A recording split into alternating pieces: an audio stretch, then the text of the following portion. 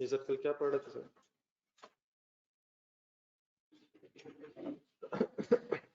यहाँ से सवाल है।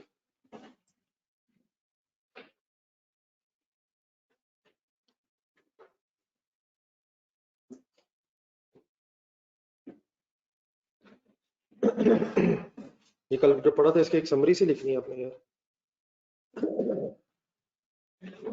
हेडिंग बनवा रहा क्या करें, क्या पढ़ा था? Change in use of property.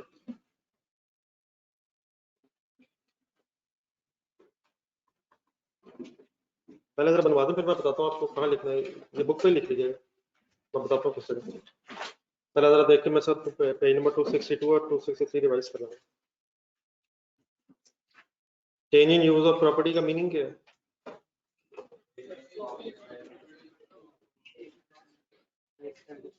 एक स्टैंडर्ड से दूसरे स्टैंडर्ड में आना। कौन कौन सी पॉसिबिलिटीज हैं?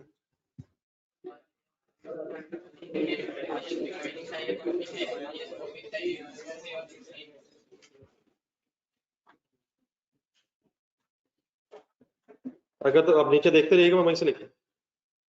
If cost model is used in IAS 40, अगर IAS 40 में कॉस्ट मॉडल है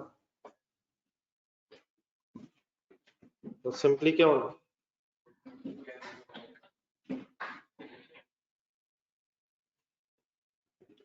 simply transfer at previous carrying amount. ये हमने जो कल 3 सिनेरियोस पढ़े थे, ये किस केस में?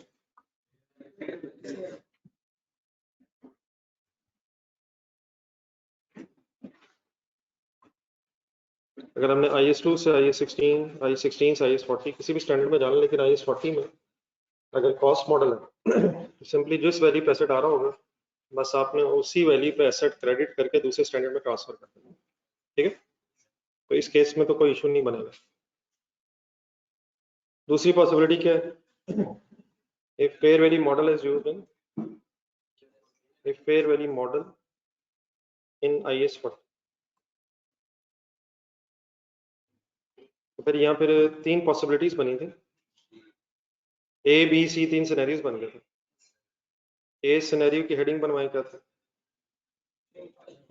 किस स्टैंडर्ड से किस स्टैंडर्ड में? अगर IAS 16 से IAS 40 में जाना है तो नेक्स्ट 2 लाइन जरा पढ़ें और बताएं फिर क्या करना है। First revalue according to, first revalue according to IAS 16 के एंगल से रिवैल्यू करने का मतलब क्या हुआ? लॉस आएगा तो कहाँ जाएगा, और अगर सरप्लस आएगा तो? ठीक है, तो 16 के मुताबिक रिवैल्यू करना एंड देन ट्रांसफर।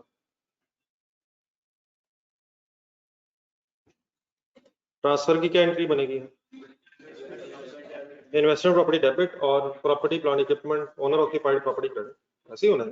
पहले किस स्टैंडर्ड के मुताबिक कर लेना, IAS 16 के मुताबिक रिवैल्यू कर लेना और फिर जो फेयर वैल्यू आएगी उस पर ट्रांसफर कर देना। और ऑनवर्ड्स फिर कौन सा स्टैंडर्ड यूज होगा? IAS 40 पर यूज होगा, और IAS 40 के फेयर वैल्यू मॉडल में अकॉर्डिंगली फिर जिस तरह ट्रीटमेंट है वो करेंगे। 20 सिनेरियो ढूंढो। अगर IAS 2 से IAS 40 में जाना नेक्स्ट पेज पे, तो फिर क्या करना? फर्स्ट ट्रांसफर करना,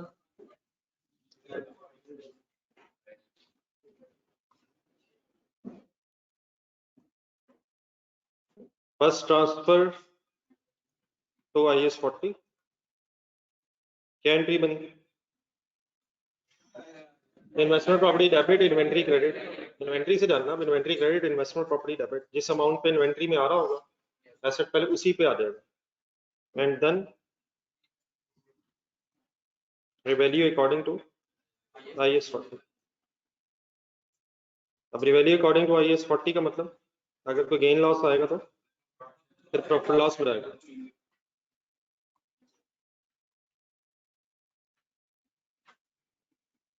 लास्ट सिनेरियो, अगर IAS 40 से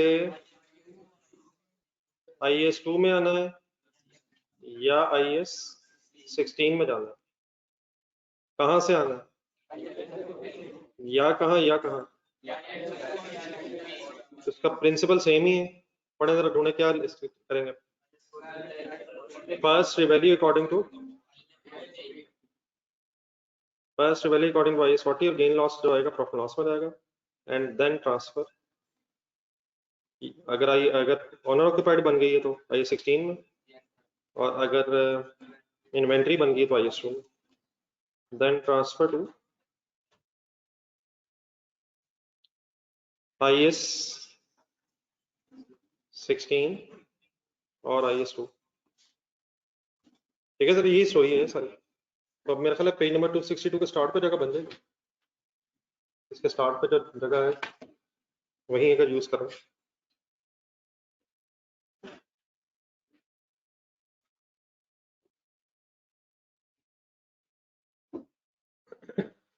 बेटा बोले क्वेश्चन कर रहा था।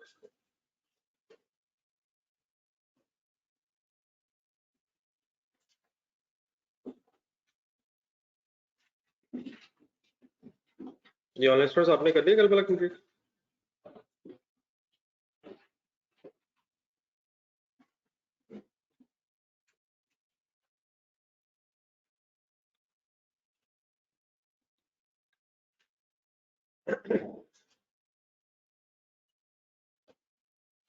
ये ऑनलाइन स्टोर्स आपने कंप्लीट कर लिया कल वाला?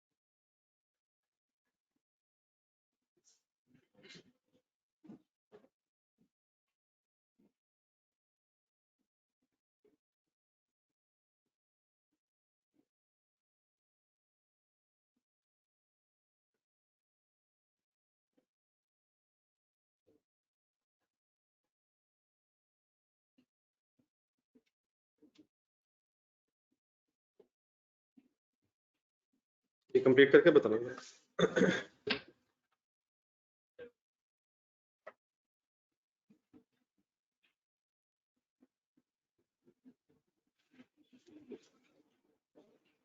ये वॉल्यूम 2 ले लिया आपने?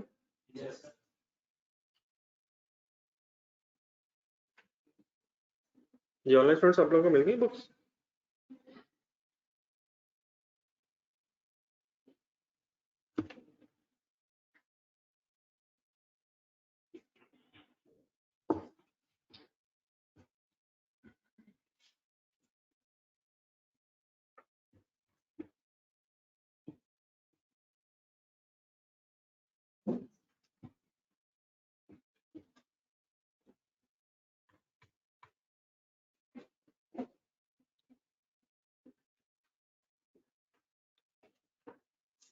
ये एक आध दिन में मैं बताता हूँ। बुक्स मिल गई प्लीज? आपने तो ले ली नहीं? ये होनी चाहिए कल या परसों, फिर जरूरत पड़नी चाहिए। जी नोट कर लिया? तो पेज नंबर 323 पर IAS 20 थोड़ा जहन में है। कौन सा है?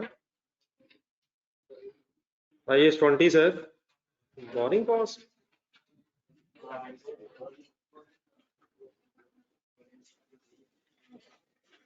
ये नोट कर लिया सर? जी कोई लिख तो नहीं रहा प्लीज आप? पेज नंबर 323 पे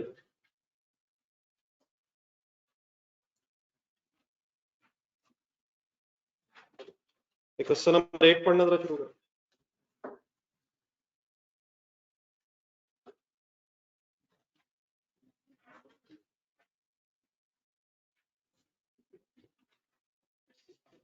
क्वेश्चन नंबर 8 पेज नंबर 323 फिलहाल वॉल्यूम 1 में ही है। Following information pertains to non-current assets of the Distagil Limited. Question sir ये मिक्स होके आते हैं डिफरेंट स्टैंडर्ड से। यहाँ तक जो हम पहुंचे हैं इसका मकसद ही ये था कि जरा इंडिविजुअली पहले स्टैंडर्ड हो गए और अकॉर्डिंगली फिर हम मिक्स करके वर्किंग्स कर सकें। क्वेश्चन की रिक्वायरमेंट है prepare relevant extracts from DL statement of profit और loss and other comprehensive income for the year ended 31st December 2019 and statement of financial position as on that date show comparative figures. कौन से साल के साथ कौन सा साल? 19 के साथ एक 18 की फिगर्स भी प्रेजेंट करनी है। किस किस के एक्सट्रैक्ट्स बनाने हैं? Statement of profit and loss है और स्टेटमेंट ऑफ फाइनेंशियल पोजीशन है, फिर एक अदर कंप्रेहेंसिव इनकम भी वर्ड है बीच में, इसको मैं इंशाल्लाह डिस्कस करता हूँ। तो एक्सट्रैक्ट्स बनाना है, जरा डाटा पढ़ना है। Following information pertains to non-current assets of Distagil Limited. DL purchased a specialized vehicle for rupees 370 million on 1st July 2017. The vehicles have an estimated useful life of 10 years with a residual value of 30 million. The revalued amounts of vehicle as at 31st December 18 and 19 were determined at rupees 302 million and 290 million respectively. There was no change in useful life or residual value. कौन सा standard है sir? Number 2, DL set up a manufacturing plant in a remote area at a cost of rupees 20 million. The plant has a useful life of 8 years.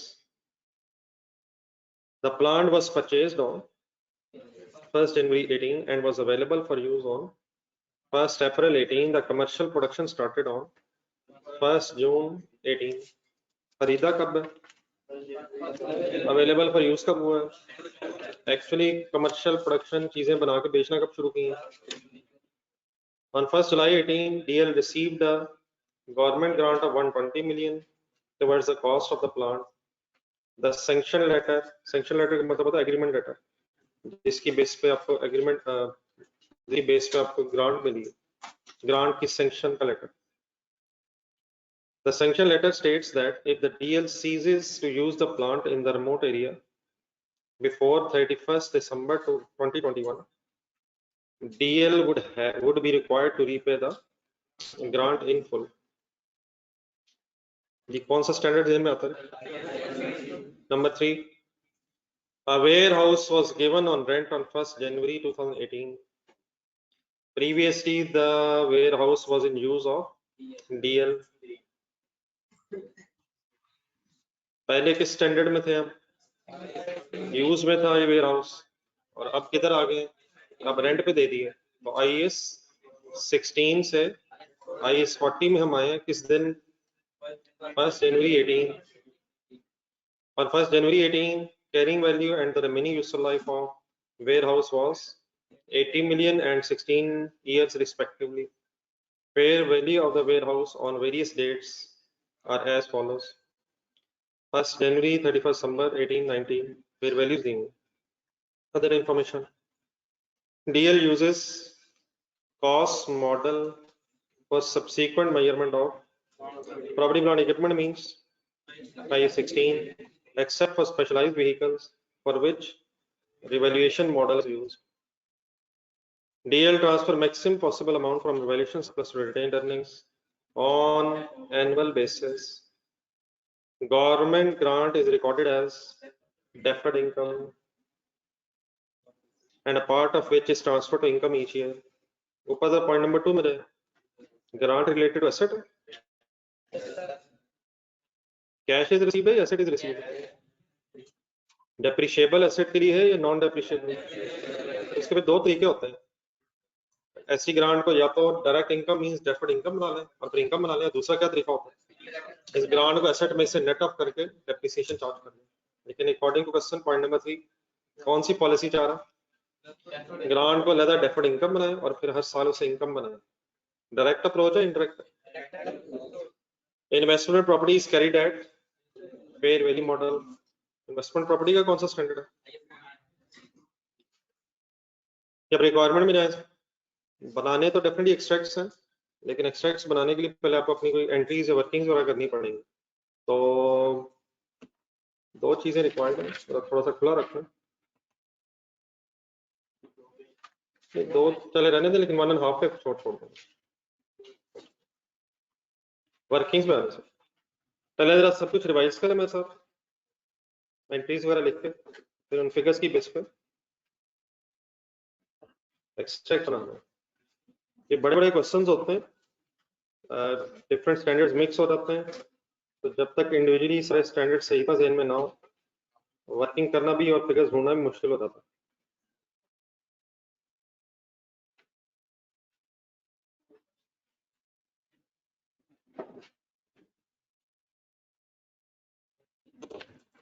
ये first paragraph जरा kindly दोबारा पढ़ना, फिर उसकी working करवाइएगा।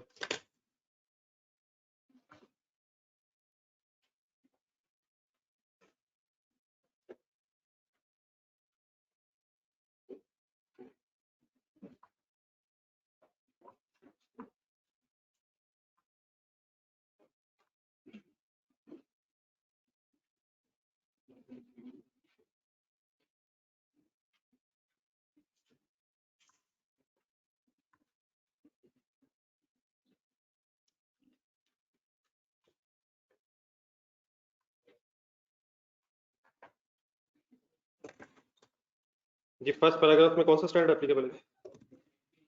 Sir जी कौन सा है सर? उसमें मायूसी की क्या बात है? स्टार्ट लें जी, स्पेशलाइज्ड व्हीकल हेडिंग लिखें और इस डेटा से जरा कुछ एंट्रीज बना लो, स्पीड बना लो। हमें किस किस साल की वजह से वर्किंग करनी है, रिक्वायरमेंट पे नजर रखिएगा। 18, 19,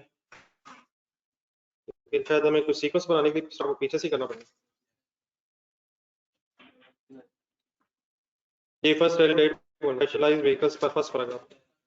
1 जुलाई 17 को क्या हुआ? डबल एंटी बोलने लिखे, व्हीकल डेबिट डेफिनेटली एग्जामिनर ने एंट्री मांगी नहीं, लेकिन जब हम कुछ फिगर सॉल्व के सामने रखेंगे हम एक्सट्रैक्ट सही तरह नहीं बना सकेंगे। ये रुपीज इन मिलियन अमाउंट बताइएगा। 370। Okay sir, next date. Next date sir, year end किस दिन आ रहे हैं? 31 दिसंबर पे। 31 दिसंबर पे क्यों रुके? डेप्रिसिएशन की अमाउंट कैलकुलेट करें।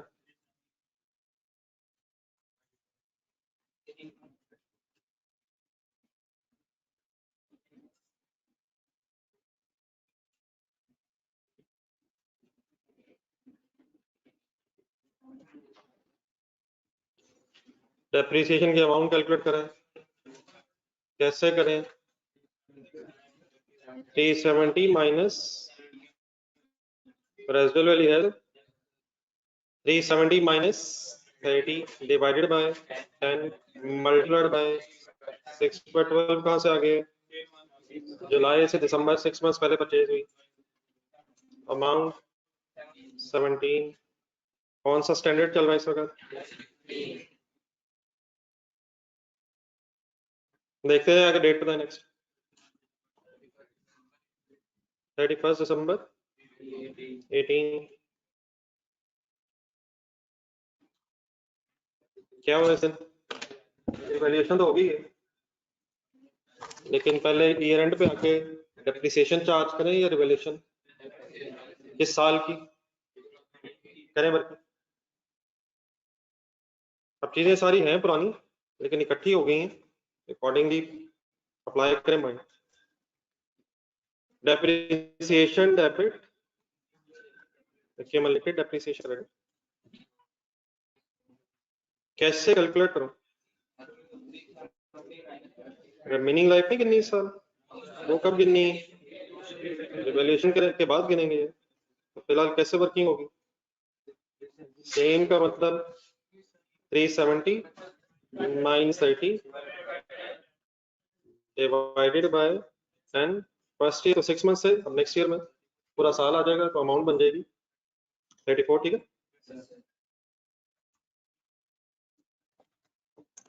Okay sir. नेक्स्ट डेट बोले सर। सेम डेट आप दोबारा क्यों लिखी है? करें एंट्री।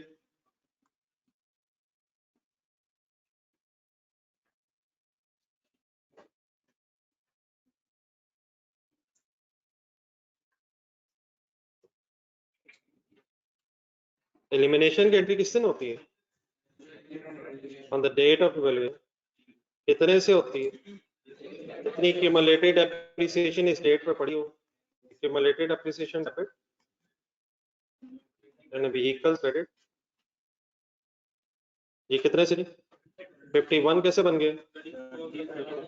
17 चार्ज हुई थी पिछले साल और 34 चार्ज हुई साल, टोटल 51 हो गए। ये वाले हो गए। सरप्लस लॉस का डिसीजन लेना करते रहे, पता है सब।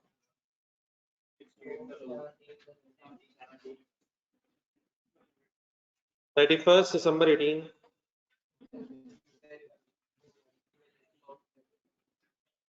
कैरिंग अमाउंट है 870 माइनस 51। कैरिंग अमाउंट कैसे आती है? Cost minus accumulated appreciation 51 minus okay figure बन गई 319। फेयर वैल्यू होने कितनी? 302। डिफरेंस बनेगा 17। Surplus loss why loss. Fair value कम है, फर्स्ट टाइम लॉस है, डबल बताएं। इवैल्यूएशन लॉस डेबिट और ये रिवैल्यूएशन लॉस प्रॉफिट हो जाएगा 2018 में। और क्रेडिट व्हीकल्स क्रेडिट। ठीक है सर जी। ऑनलाइन स्टूडेंट्स ओके जी। रिमेनिंग लाइफ कितने? रिमेनिंग लाइफ कैसे कैसे सवाल में दी तो नहीं हुई? अगर दी हो तो ठीक है, अकॉर्डिंगली यूज करेंगे। लेकिन टोटल लाइफ क्या थी? कितने साल गुजर गए? 1.5 कैसे? 18 में पूरा साल गुजरा और 70 में हाफ ईयर था, तो remaining life now is 18.5 years. लिख लें यहाँ नीचे। रिमेनिंग लाइफ कब गिनते हैं? रिवैल्यूएशन के बाद, on the date of revaluation.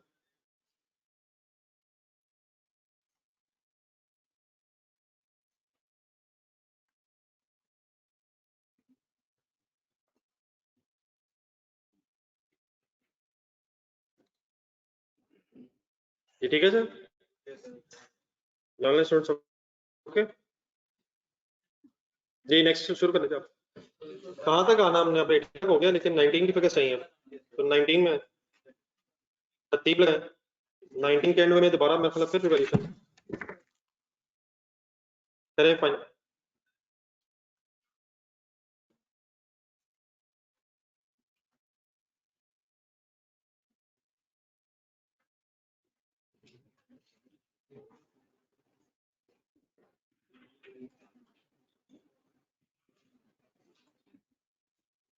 Depreciation debit, accumulated depreciation credit, कैसे 302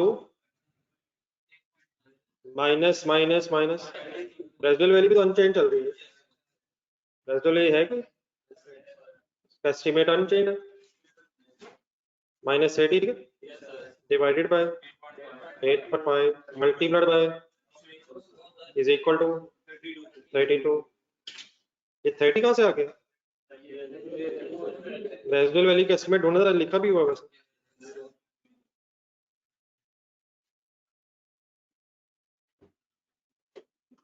जी और जहन में लाए चीजें, ये करिए जरा, वाइंड अप करने की कोशिश करें जरा। रिवैल्यूएशन दोबारा हो गई, अप्लाई योर माइंड।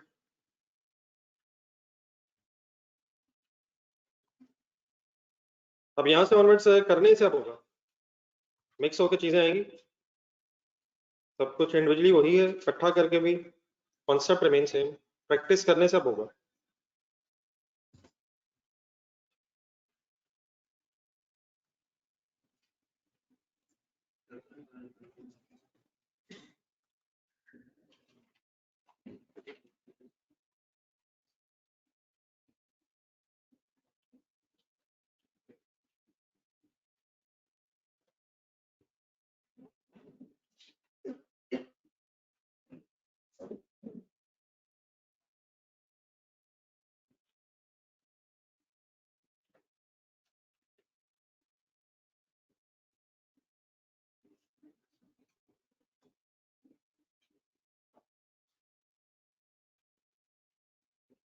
ये कंपेयर करने की कैरिंग अमाउंट फेयर वैल्यू 20 क्या आ रहा है, लेकिन लॉस के बाद आ रहा है, बनाए इसका ब्रेकअप। इजी है, बिल्कुल इजी है, एस्टिमेट्स वगैरह कोई चेंज नहीं है, सिंपल वही बहस है।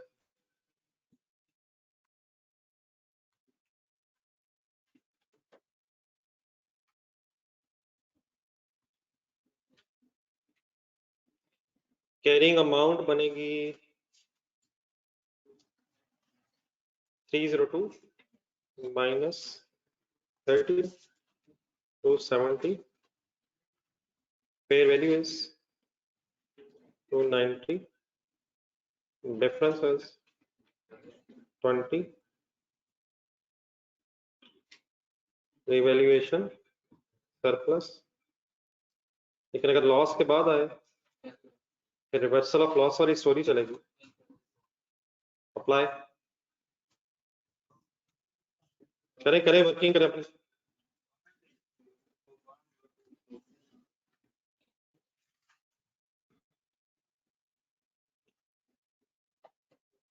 जी सर, हो गया ब्रेकअप?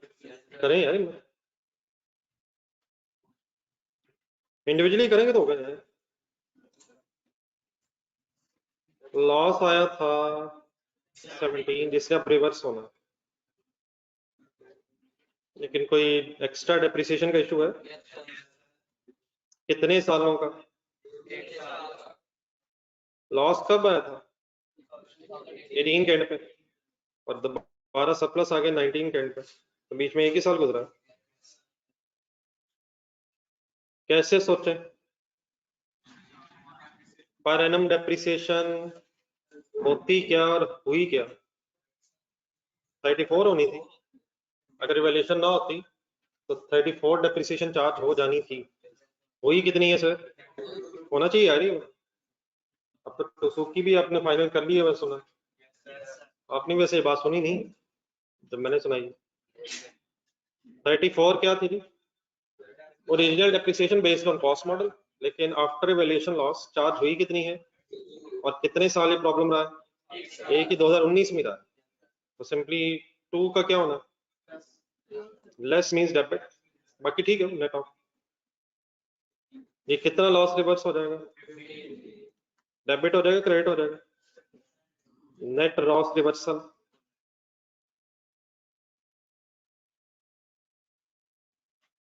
और बैलेंसिंग फिगर 5 क्या है? डबल एंट्री बना, लिखें लिखें लिखें लिखें। अभी तक एसेट ही फाइनल नहीं हुआ, कोई कार कह रहा है, कोई बिल्डिंग कह रहा है, देख के वही लिखें जो है, बस वो नहीं है जो है। व्हीकल कितने से डेबिट?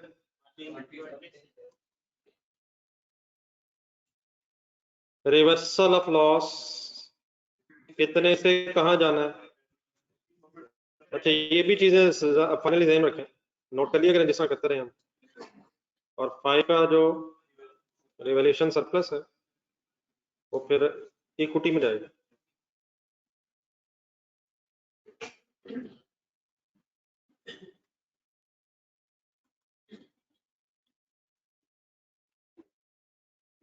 जी ठीक है जी, ऑनलाइन सोर्स।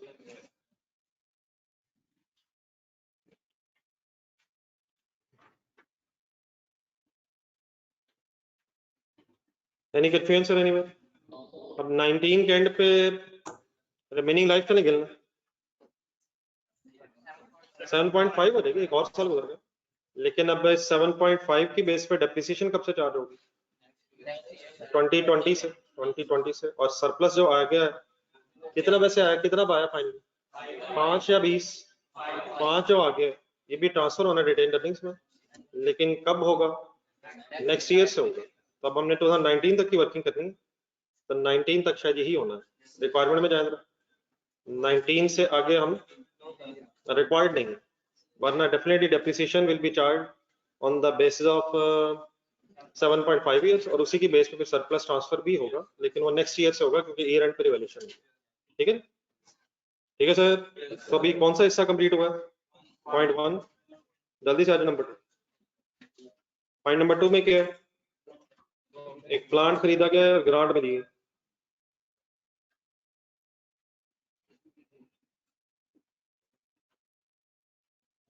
जी ऑनलाइन स्टूडेंट ठीक है, चल रहे हैं साहब? बहुत कोशिश बट मैं कर रहा हूँ, शायद आखिरकार क्लास के एंड तक कोई एक आध जवाब दे दे, लेकिन लगता है आप जीत जाएंगे। फिलहाल तो जीत रहे हैं आप।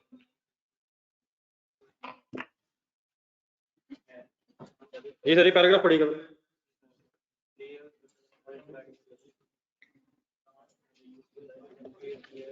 फर्स्ट डेट बोलेंगे, पढ़ ली हमने एकदम।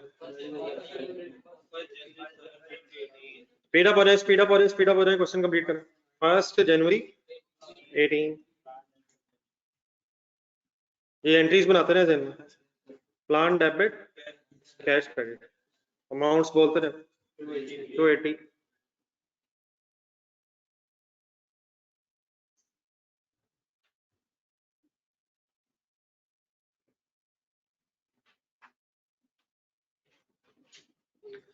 नेक्स्ट डेट से तरतीब बनाते हैं बस। हाँ जी, ऊपर नीचे देख लें सारा पैराग्राफ। पॉइंट नंबर 2, 1 जुलाई 18, क्या होना है इस दिन? नीचे चले जाएं, डेफर्ड ग्रांट बनाना है इसे, cash debit, deferred grant income credit.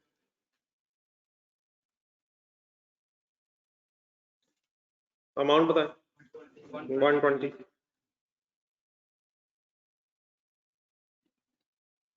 Next date होते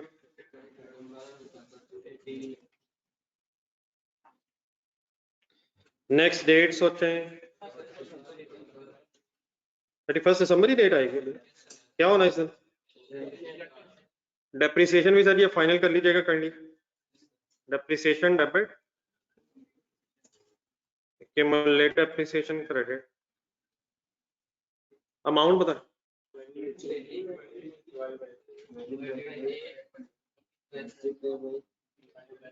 अलग अलग रखना है ना इनको, नेट ऑफ नहीं करना, ग्रांट अलग इनकम बननी है।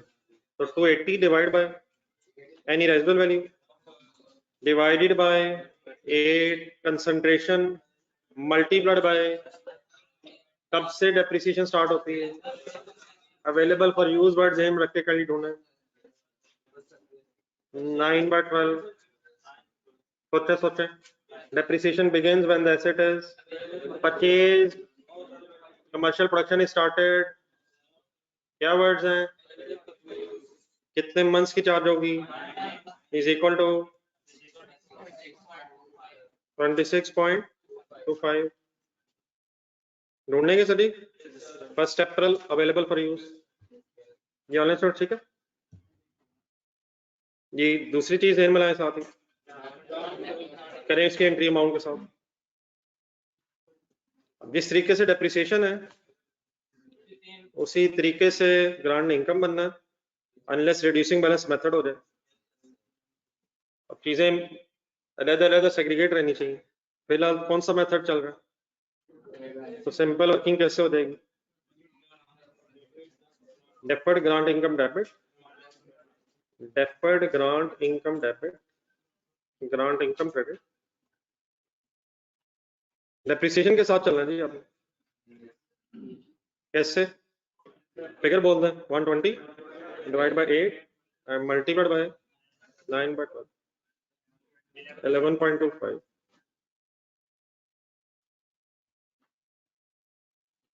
एनी कंफ्यूजन, वाइंड अप कर दें सर। कौन सा साल में जाना है आपने, 19 कंप्लीट कर।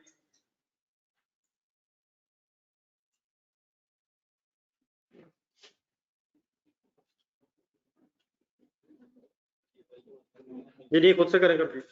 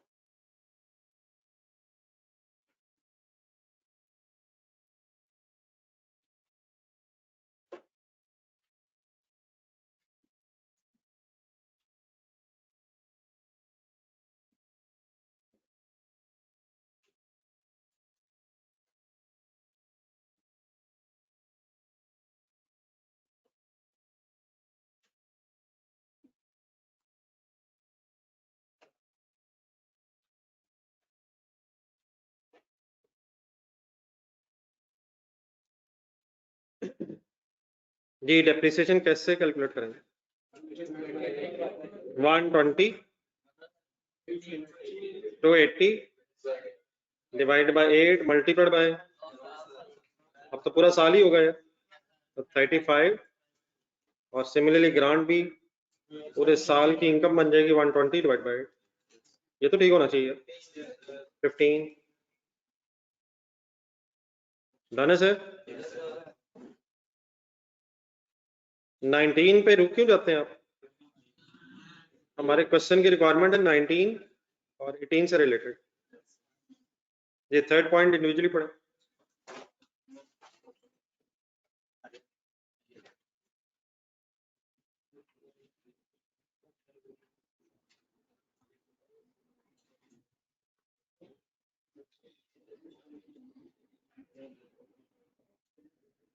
पढ़ ले प्लीज पढ़ ले।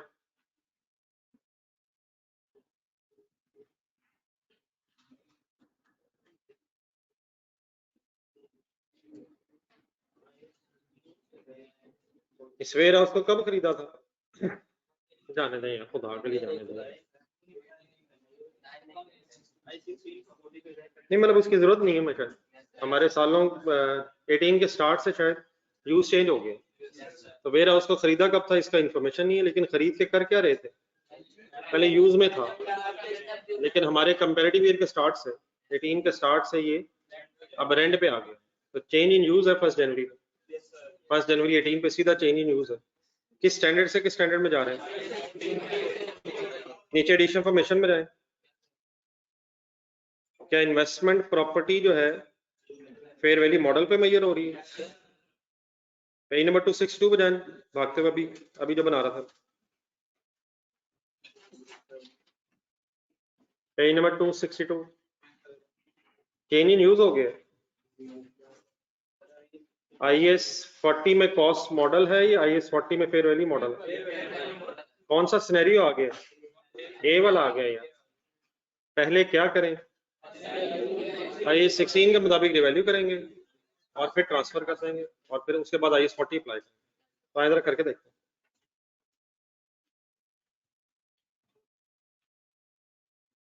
अब ये तरीका होता है चीजें फाइनल करने का, प्रैक्टिस की जाए और जहां चीजें भूलें उनसे उसे रिवाइज किया जाए और बार बार ये काम किया जाए। जी सर, फर्स्ट रेलिवेंट डेट बताएं। फर्स्ट रेलिवेंट डेट पहले 1 जनवरी 18। क्या करना है इस दिन? अब पहले तो वर्ड लिख रहे हैं change in use, change in use from IAS 16 to IAS 40। अब सारी बातें हो चुकी कल, तो सही बस अप्लाई करवाना IAS 16 टू IAS 40।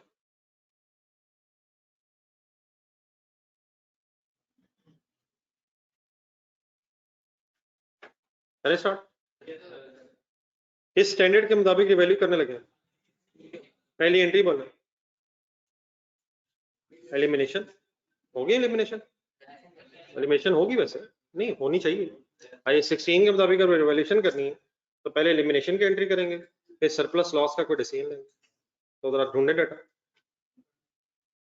ठीक है, पता तो होना चाहिए ना यार। अब नई इन्फॉर्मेशन हो, ठीक है, फिर मजबूरन कुछ कर लेंगे, लेकिन असूलन IAS 16 के मुताबिक वर्किंग करनी है तो पहले एलिमिनेशन करके रिवैल्यूएशन करेंगे। लेकिन शायद हमारे पास कॉस्ट एक्यूमुलेटेड एप्रिसिएशन अलग गिवन नहीं है, सीधी ही कैरिंग अमाउंट गिवन है। किस दिन की कैरिंग अमाउंट अवेलेबल है, तो कौन सी एंट्री नहीं कर सकेंगे हम, वरना होनी चाहिए। लिख लें, उसके नीचे एक नोट लिख लेते हैं, रिवाइज करते हुए याद आना चाहिए। ठीक है, एग्जामिनर के लिए बाद में लिखने की जरूरत नहीं है, लेकिन कम से कम आपको पता होना चाहिए कि आपने क्यों क्या छोड़ा।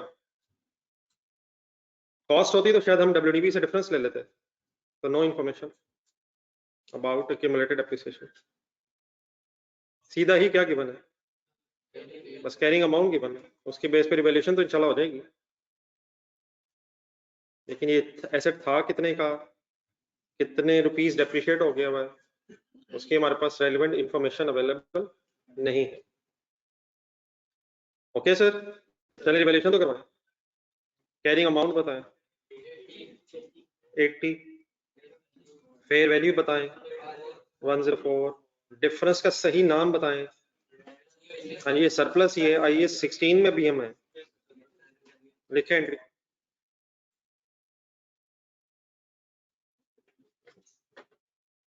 एंट्री लिखे सर, रिवैल्यूएशन सरप्लस की entry, warehouse debit, revaluation surplus credit. नीचे पॉइंट 1 में है एडिशनल इंफॉर्मेशन, पढ़े जरा इसे। वो तो कहता है प्रॉपर्टी प्लांट इक्विपमेंट के लिए कॉस्ट मॉडल यूज हो रहा था accept vehicles.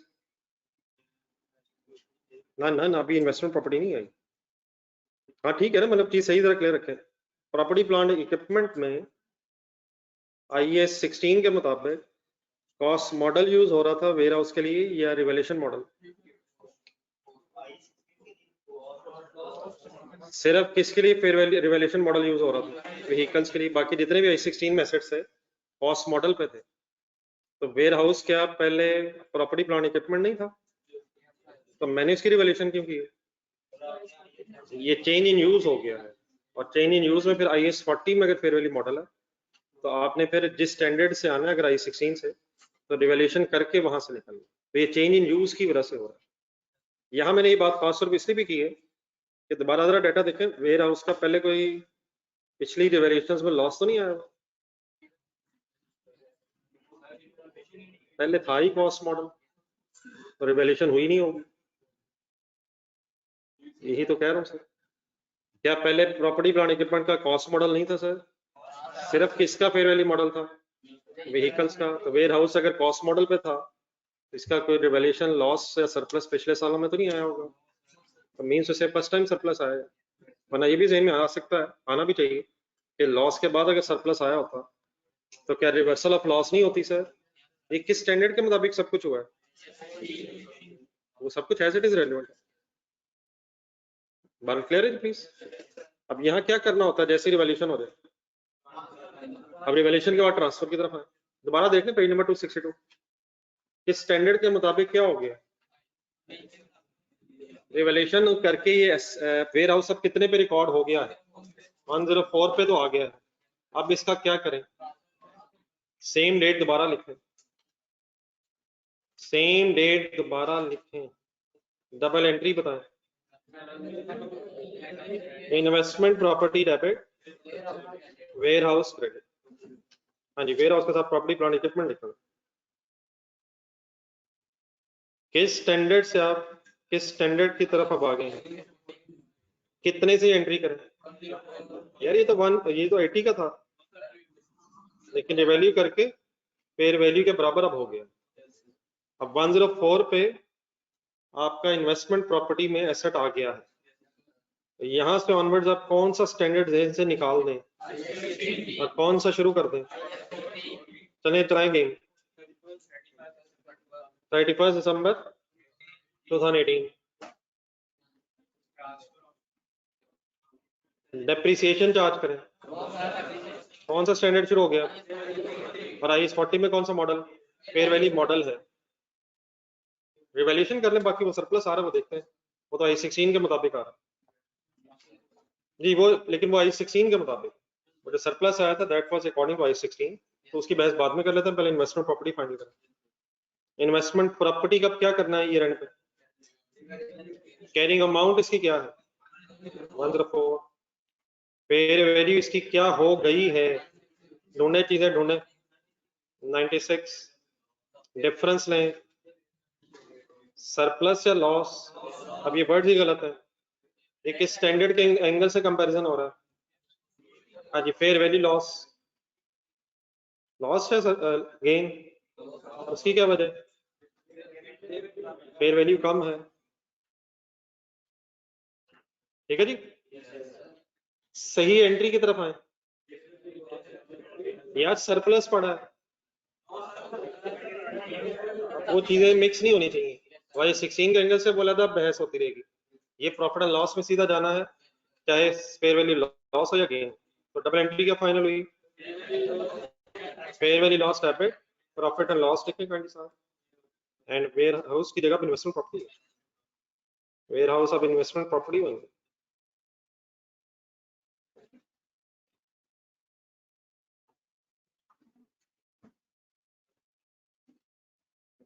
once again additional information में पॉइंट नंबर 2 शायद ना भी वैसे लिखा हो तो एनुअल ट्रांसफर ही है, लेकिन अभी किस चीज की ट्रांसफर होने लगी है, वो सरप्लस जो अब IAS 16 के मुताबिक पड़ा है, और IAS 40 से तो मिक्स नहीं करना, किस अमाउंट की बात हो रही है ढूंढ के कहीं बताएं, 24, अब 24 ने ट्रांसफर होना है एज पर IAS 16, कितने अरसे में, हिम्मत हिम्मत हिम्मत ढूंढे ढूंढे, सब कुछ नजर आ रहा है, नजर आ रहा है, सीधा उसने बता भी दिया था 1 जनवरी 18 पे जब आपने रिवैल्यूएशन की है IAS 16 के मुताबिक, तो उसमें उसने रिमेनिंग लाइफ खुद ही बता दी थी, वो ढूंढ लेंगे,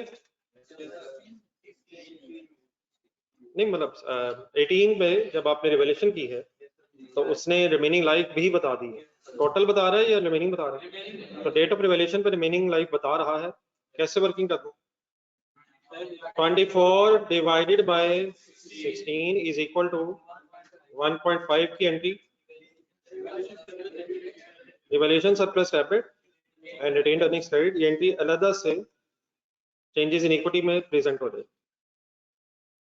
आ जाएगा यार, सरप्लस डेबिट मींस सरप्लस कम हो रहा है, और retained earnings credit means retained earnings increase हो रही है, ठीक है सर।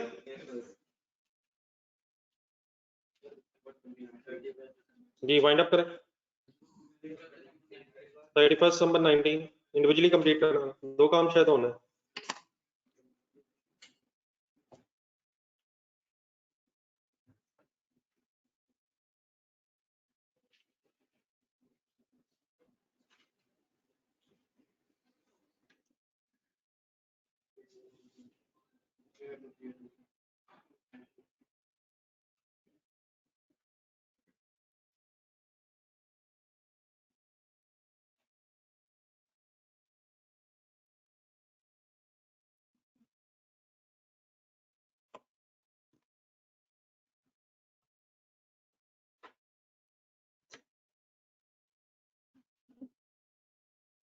जी सर, कैरिंग अमाउंट किसे कहेंगे? विदाउट एनी डेप्रिसिएशन अब 96 ही कैरिंग अमाउंट बनेगी। 96 पैसे आ गया था, डेप्रिशिएट नहीं हुआ according to IAS 40 fair value model, तो 96 ही कैरिंग अमाउंट है फिलहाल। Fair value of DVA 115, difference आ गया है 19, फेयर वैल्यू गेन वर्ड लिखिएगा।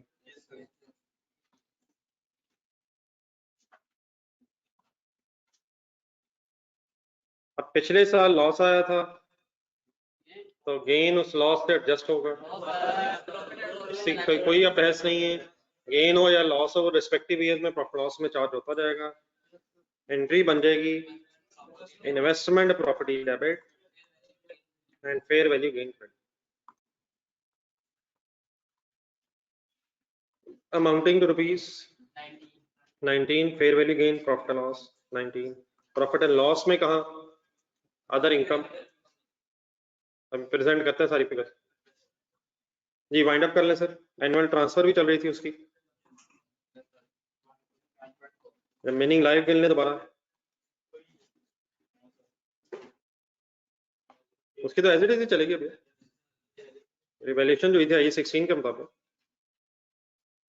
Revaluation surplus debit, retained earnings credit, बता दें अमाउंट कैसे वर्कआउट करो। इस रिवैल्यूएशन से उसका ताल्लुक नहीं है जो 31 दिसंबर 19 पे हुई है, इसके बाद तो इनकी तो डेप्रिसिएशन चार्ज हो ही नहीं रही। तो वो जो प्रॉपर्टी थी जिस वक्त IAS 16 का सरप्लस आया था, एज इट इज फिगर चलती रहेगी। अब बोले कैसे करूं वर्किंग, अगर करनी भी है तो कैसे करूं? 24 डिवाइड बाय, ठीक है, तो ये 1.5, ये 1.5 जो है ये एनुअली ट्रांसफर होता रहेगा according to IAS 16। Any confusion जी, बराबर कर लें, कंप्लीट कर लें।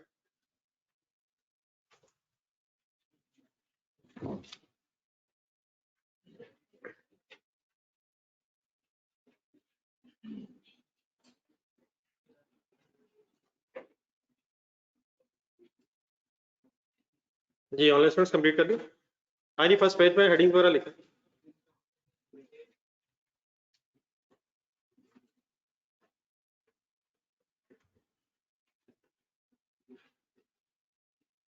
कोई लिख तो नहीं रहा है please?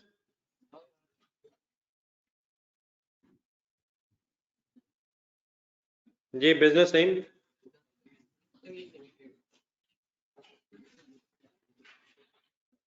Business name sir question silent है, देख के लिखना है यार।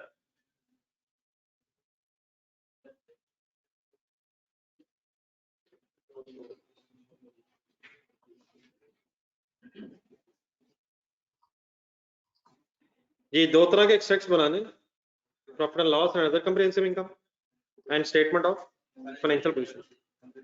जी statement of profit and loss and other comprehensive income,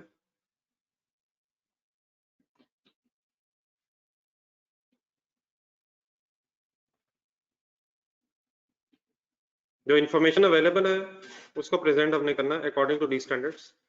तो extracts for the year ended,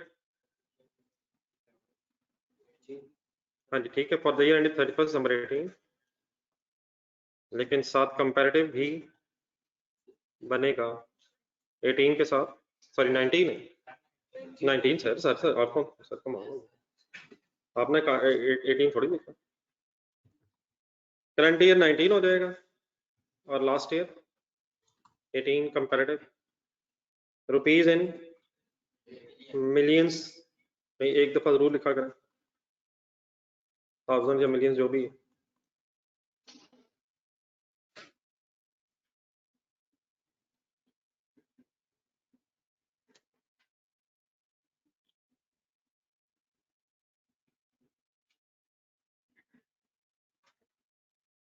जब ये वर्किंग जो की हुई हमने, इसका मकसद ये है कि यहाँ से अब रेलिवेंट फिगर्स ढूंढ के प्रॉफिट एंड लॉस में लिखी जा सके। आज पहले मेन चीजें ना ढूंढना अपनी एंट्रीज में। आना 18 और 19 की बहस, 18 और 19 व्हीकल ली थी 17 में, तो 18 के अगर एंगल से सोचें प्रॉफिट एंड लॉस सेम रखी करें। थर्ड एंट्री शायद 34 की डेप्रिसिएशन आनी है सर जी, आनी है सर। प्रॉफिट एंड लॉस आगे चलें, 18 में कुछ और, 18 में कुछ और रिवैल्यूएशन लॉस आना है 17, क्यूमुलेटेड डेप्रिसिएशन भी आनी है। हिम्मत करते जाएं 19 में आ जाए, 32 की डेप्रिसिएशन आनी है, आगे ढूंढे।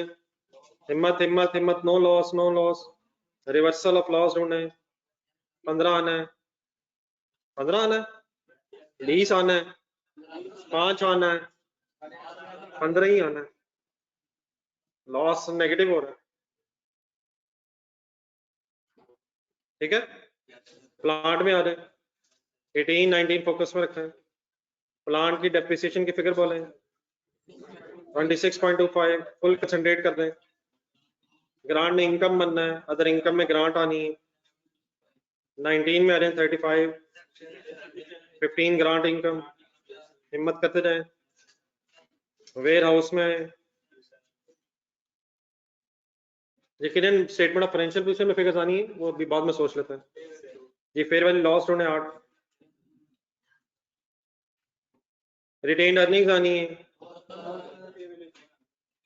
आगे ढूंढे 19 में फेयर वैल्यू गेन आना है। इसका मतलब जरा दोबारा देख के बताएं मेन क्या क्या चीजें आनी है। डेप्रिसिएशन आनी है, ग्रांट में इनकम बनना है, फेयर वैल्यू गेन लॉसेस ने आना है, स्टेटमेंट ऑफ प्रॉफिट लॉस में लाएं।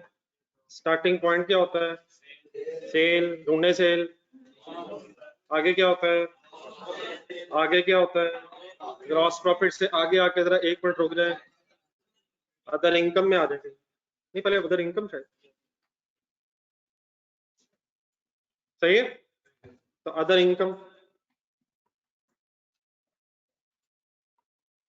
दोबारा सर्च लगाएं एंट्रीज में, अदर इनकम में ढूंढे क्या क्या आएगा।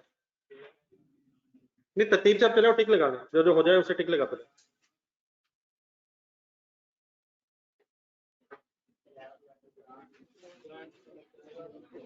ग्रांट इनकम ढूंढे 18 में कितनी 11.25 एंड 19 में कितनी 15।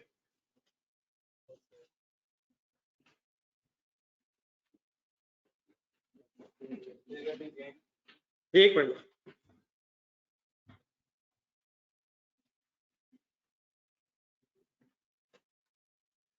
हो गया जी। और ढूंढे अदर इनकम में कुछ, एक फेयर वैल्यू लॉस भी है लेकिन वो फिर एक्सपेंसेस की हेडिंग में लिखना है। तो फेयर वैल्यू गेन किस साल है, 19 में कितना 19 ही का है, 18 में लॉस है। एक रिवर्सल ऑफ लॉस ढूंढेंगे 15, रिवर्सल ऑफ लॉस वो मेरा ख्याल अदर इनकम की बजाय एक्सपेंसेस से नेट ऑफ करना जरा ज्यादा बेहतर है। एक्सपेंसेस से नेट ऑफ कर देंगे, रिवर्सल ऑफ लॉस, एक्सपेंसेस लिख रहे होंगे उससे नेट ऑफ कर लें, ठीक है जी। ये चीजें शायद अब एक्सपेंसेस की हेडिंग लिखें, अदर इनकम के बाद एक्सपेंसेस, ऑपरेटिंग एक्सपेंसेस ढूंढे, डेप्रिसिएशन चल, जो फिगर मिल जाए उसे टिक लगाने का मतलब ये होगा दोबारा उस पर नजर ना पड़े। डेप्रिसिएशन अब हाँ जी 2 एसेट्स हैं, इकट्ठा भी कर सकते हैं लेकिन आप अपने जरा याद दहानी के लिए अलग करें।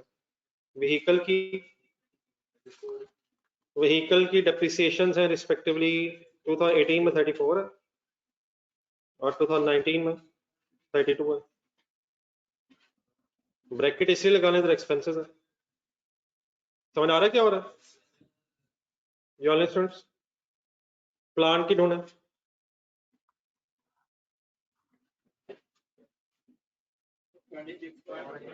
Twenty 26.25 and 35।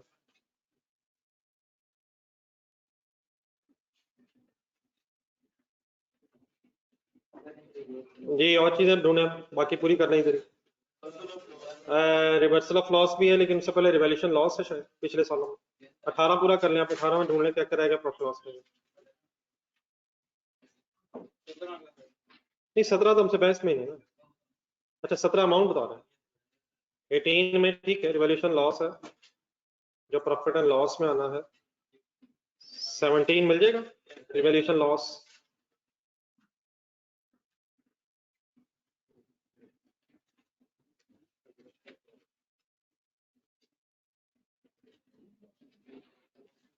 एक रिवैल्यूएशन लॉस, एक फेयर वैल्यू लॉस भी है 18 में।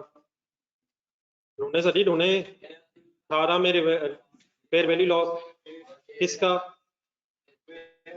रिवैल्यूएशन लॉस किसका था, व्हीकल का रिवैल्यूएशन लॉस, और फेयर वैल्यू लॉस किसका है, वेयर हाउस का। मिल जाएगा, बताएं कितनी अमाउंट। 8 18 18 18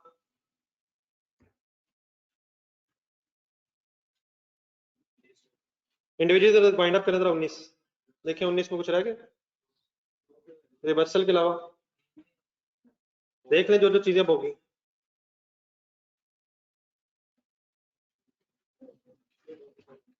रिवर्सल ऑफ लॉस के अलावा मेरे हो गया, ढूंढेंगे रिवर्सल ऑफ लॉस, ढूंढे। किस साल लिखूं, कैसे लिखूं, 19 में या 18 में, 19 में कैसे लिखूं।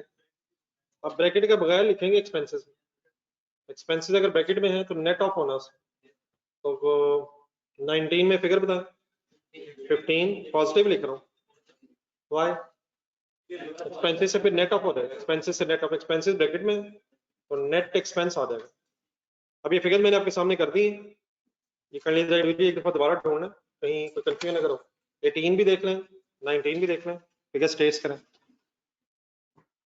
तो प्लीज अगर जहन में और चीज आती है तो बताएं।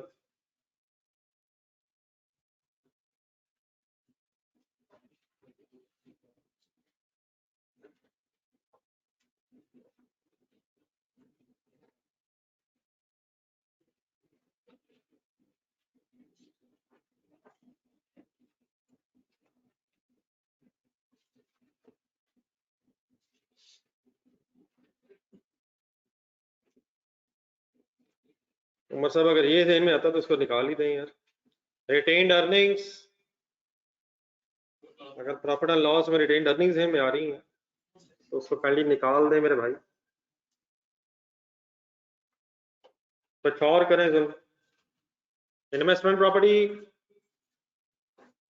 Ware house, retained earnings profit loss के अंदर आनी है।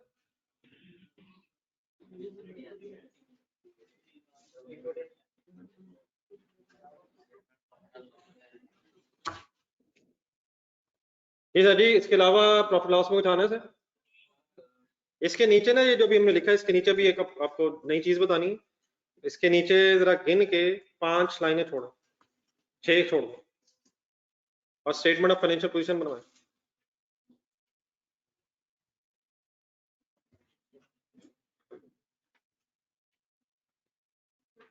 किसके नीचे कितनी जगह छोड़ दी आपने, जहां ये वर्किंग किया उसके नीचे 6 लाइनें छोड़ दें, और फिलहाल उसको इग्नोर करके आगे आ जाए। स्टेटमेंट ऑफ फाइनेंशियल पोजीशन के एक्सट्रैक्ट्स भी अभी बनाने हैं। अब अगर जगह कम महसूस हो तो अगला पेज, हाफ पेज भी इसी के लिए मैंने छुड़वाया था। Statement of financial position extracts, ये सरप्लस पेंडिंग अगर आप कह रहे हैं तो ठीक है, लेकिन रिवैल्यूएशन सरप्लस जो है वो इक्विटी का पार्ट बनेगा। ठीक है मिस्टर ताहा।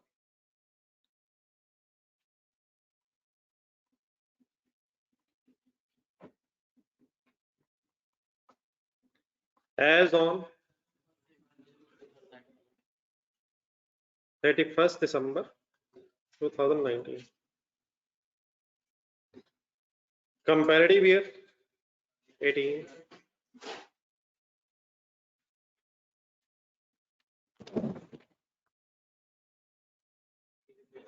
ये रुपीज इन मिलियंस लिख लिया करें।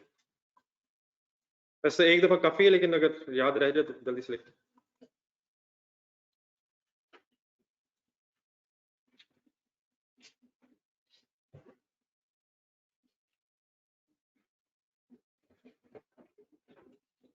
जी सर, ये आ रहे तरतीब से काफी कुछ है यहाँ।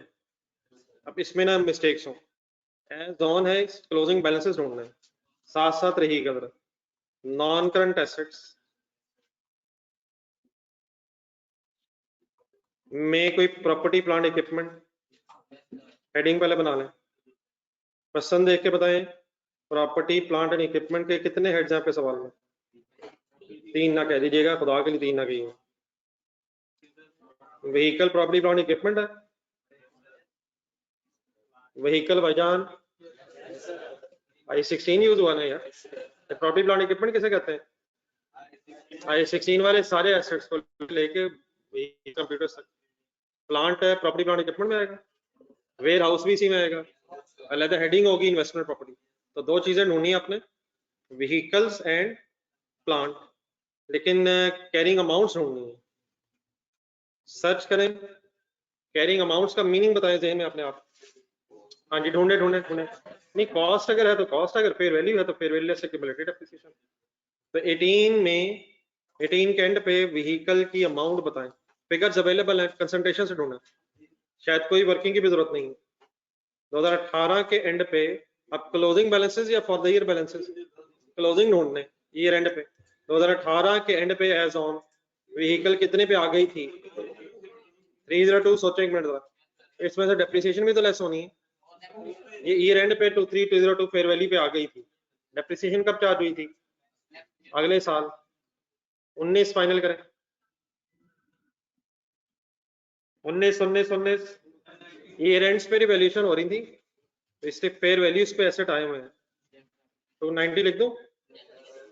डेप्रिसिएशन भी तो लेस होनी है, वो 302 में से लेस हुई, वो कैरिंग अमाउंट बनी, फेयर वैल्यू चार्ज हुई, सरप्लस आया, लॉस आया, 290 पे एसेट आ गया। तो 18 के एंड पे एसेट कितने पे आ गया था? 302 पे आ गया था, और 19 के एंड पे 290 पे आ गया था। एज ऑन फिगर्स अब आना शुरू हो गई हैं। Okay sir, ji online students.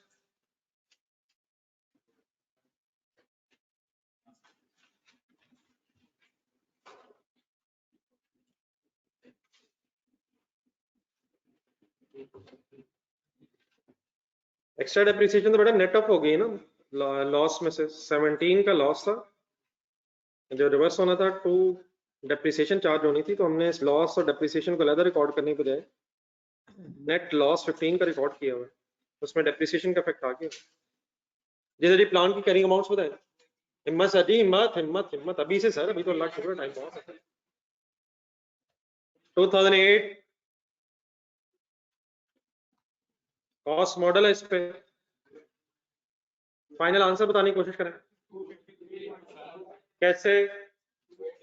280 minus accumulated depreciation of 26.25 to 53.75 होने लगा सर। 18 19 में फिगर्स आए, फाइनल आंसर तक पहुंचे, एक्यूमुलेट हो जाएगी अब डेप्रिसिएशन, या WDV में से डेप्रिसिएशन फर्दर माइनस कर दें। 280 माइनस 26.25 पहले भी थी, माइनस इस साल कितनी चार्ज हुई? 35। 218.75 बन रही फिगर्स, प्लीज बन जाएंगी सर, आगे बढ़े सर। जी सर, सर 19 होने लगा सर, ये सर, सॉरी यार, ये सर 19 हो। जी आगे चले sir. Investment property current asset होगा या नॉन करंट एसेट सोच के, लेकिन बेटा अलग हेडिंग होगी यार। Property plant equipment means we are talking about IAS 60, investment property means we are talking about IAS 40, and property plant equipment means we are talking about IAS 16। बेटा 290 question में try करें जी इन्वेस्टमेंट प्रॉपर्टी। 31 दिसंबर 2019 पे after revaluation हमारा asset fair value पे आ गया 290। Sir जी मैंने कब कहा व्हीकल नहीं है, आप अपना कर रहे हैं सर, का माल बोर्ड पे लेके जा रहे हैं, कितना अंधाधुंध हो रहा है, अपना वर्किंग करें सर, मैं आ रहा हूँ सर, जज़ाकल्लाह सर, ये व्हीकल है ये, ठीक है प्लीज। 31 दिसंबर 2019 तो 90 पे एसेट आ गया आफ्टर रिवैल्यूएशन, और डेप्रिसिएशन तो फिर अगले सालों से चार्ज होना स्टार्ट होनी। क्लियर है बेटा? ये इन्वेस्टमेंट प्रॉपर्टी, ये तो फेयर वैल्यू पे आना है। 2018 में फाइनल फिगर क्या किस पे आ गया था, 96 पे, और 2019 में 115, 96 एंड 115 रिस्पेक्टिवली।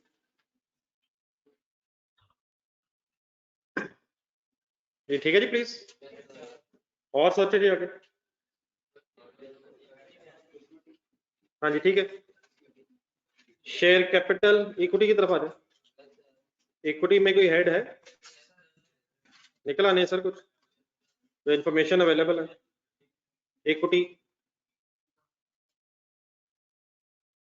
इक्विटी में शेयर कैपिटल की कोई इंफॉर्मेशन, प्रीमियम, अच्छा रिटेन्ड अर्निंग्स की ना सिर्फ ट्रांसफर एंट्री हमें पता है, सिर्फ ट्रांसफर एंट्री, क्लोजिंग बैलेंस नहीं बनना उसमें, फिर ओपनिंग चाहिए होगा, प्रॉफिट चाहिए होगा, डिविडेंड चाहिए होंगे, तो सिर्फ ट्रांसफर एंट्री ने क्लोजिंग बैलेंस बन के नहीं आना।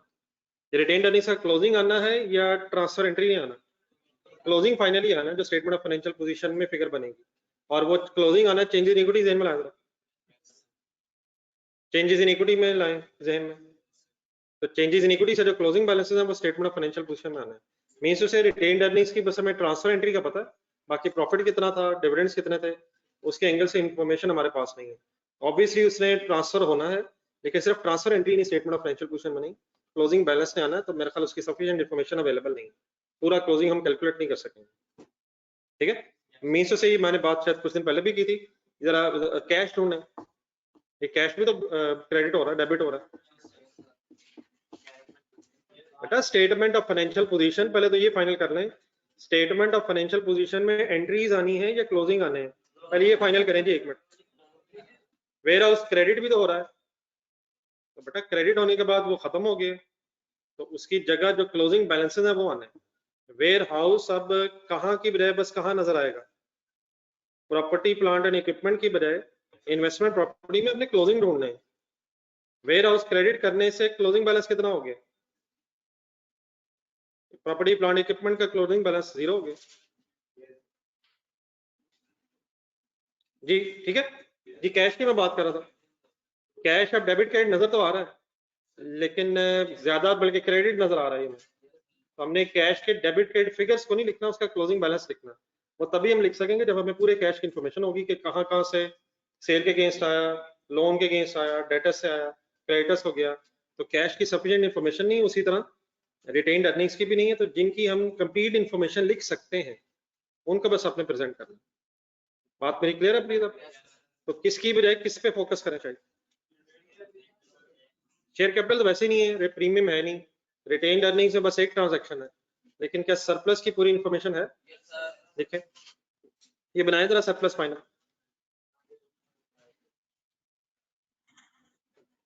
Please search for closing balances.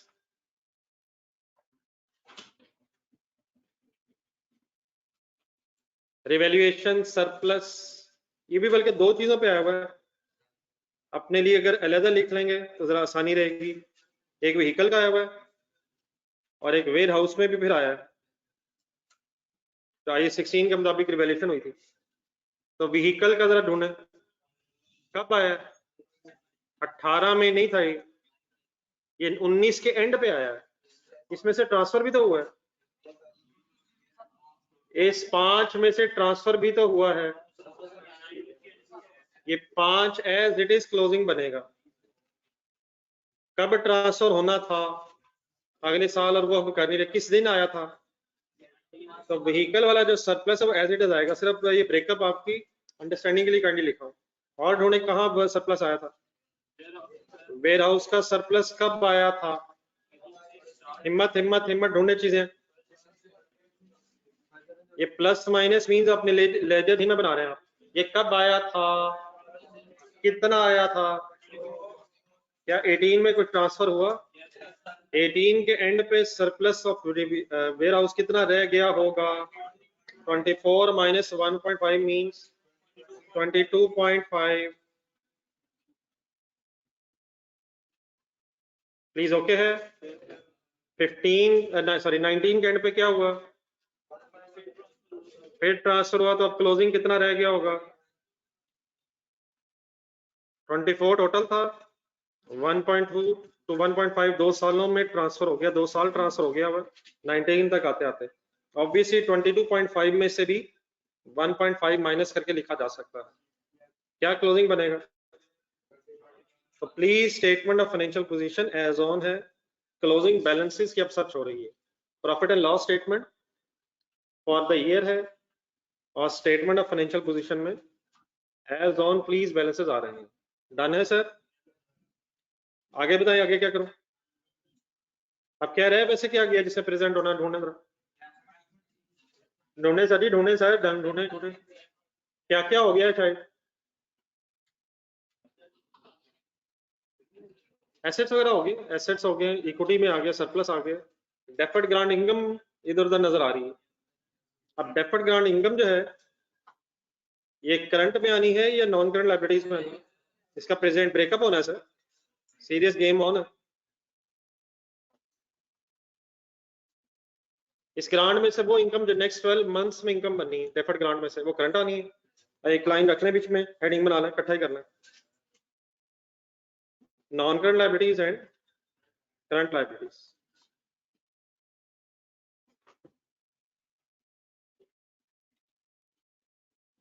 ये मेरे साथ अगर कर ले तो बेहतर है, ढूंढने जरा छोड़ दें इसे, बस हेडिंग्स देख लो, वर्किंग्स में चले जाओ, पहले पूरी बात जरा सुन। Focus on deferred grant. कितनी ग्रांट आई थी?